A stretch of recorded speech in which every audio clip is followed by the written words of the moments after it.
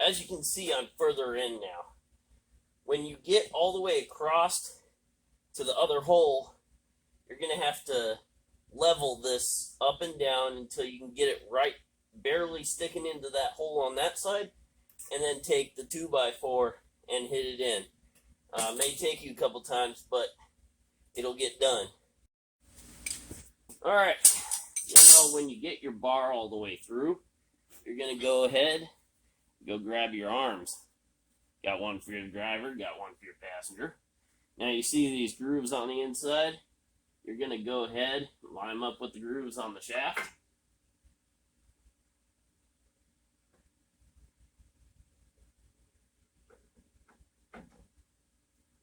There she went. As you can see, you slide it all the way up. Now, since we have our old disconnect bolts here, you're going to want to remove those. You can do that however you want. However, that bolt's probably going to be a 19 millimeter. As you can see, there's a threaded hole here. These gold bolts go through the top. And then these screws right here, thread screw, it's got the Allen top. Take one of these washers, fits right through there like that. Push that washer over there like that. Screw in that nut, or screw. Now this is the Allen wrench that we selected earlier.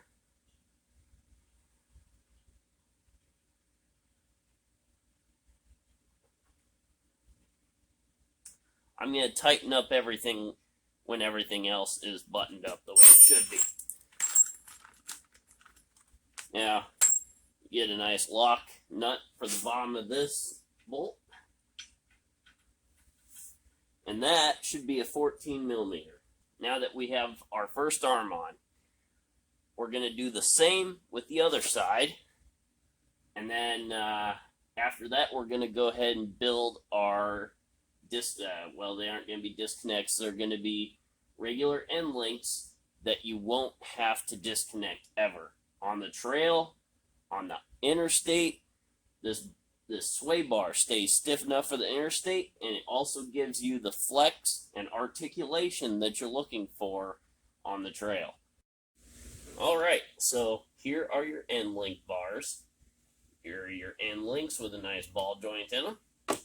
Now, one side is going to be standard thread. One side is going to be reverse thread. So you want to keep that in mind. Don't try to put something on that ain't going to go. So this is our standard thread. But the first thing that you want to do is you want to put your retain nuts on.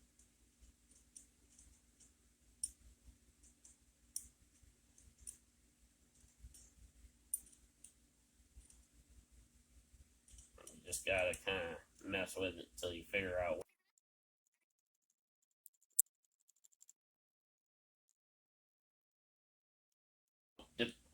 It all depending on how far your sway bar arm is from the end link mount on your axle is going to tell you how far you need to screw these end links onto this thread.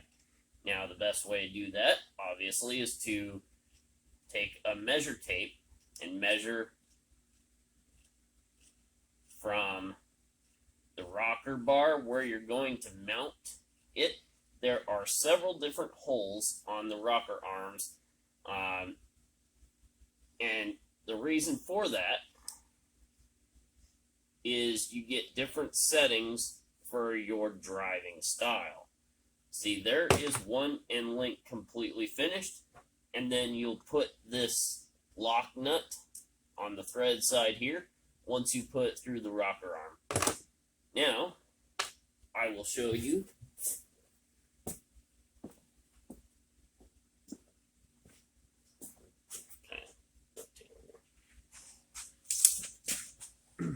Now, you're going to measure from the center of the hole that you're going to use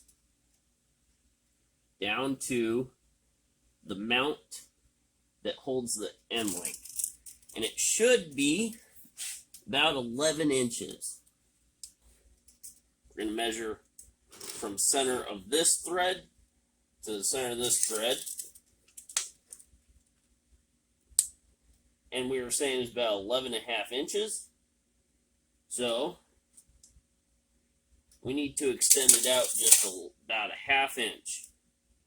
Bring your retaining nut up to your end link. That'll hold it in place where you want it.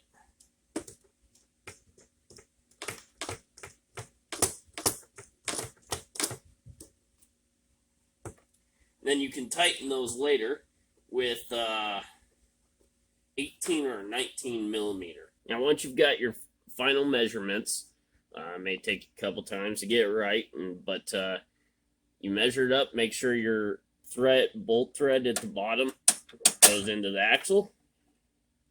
Make sure you are lined up here. Get your lock nut. You'll be able to tighten that with a 19 millimeter. I'm just putting it all together just to show you, and then I'll tighten it later. Alright, so now that we got our Currie Enterprise Antirock off-road sway bar installed, everything's tightened up, everything's good to go. After this, we will put everything back on. But first, I'd like to mention another part that I got sponsored by Car Sponsors and Morris 4x4 Center. These Rampage chrome grill inserts. I used to have the black honeycomb ones, but I decided that I wanted a little extra chrome because, as you know, I went with the chrome headlight bezel. I was like, you know what, this is a slam dunk. Might as well get the chrome grill inserts as well, because my wheels are also chrome, so it just made more sense. So all you do is you take your old ones out, if you have old ones, but most of these Wranglers come with nothing here. This really improves the front end look of your Jeep. I highly recommend it. So you just slap them in like that. And they've got little tabs on the inside that hold them in there for you. So if you hit bumps or rocks on the trail, they're not going to fall out on the trail or get busted or nothing. They're great, high quality. They're from Rampage. I would go ahead and check them out if you got the time. That was my install of the Currie Enterprises Antirock off-road sway bar. They look great. The quality is definitely there. And these Currie joints are fantastic. Everything is built really well. It looks great. I'm glad to finally have this and get rid of the stock one. Anywho, I hope you enjoyed this video. I'm going to go ahead and put my Instagram page up on the screen. And please go follow me. Watch my other videos. They're also great. Have a nice day. Thank you.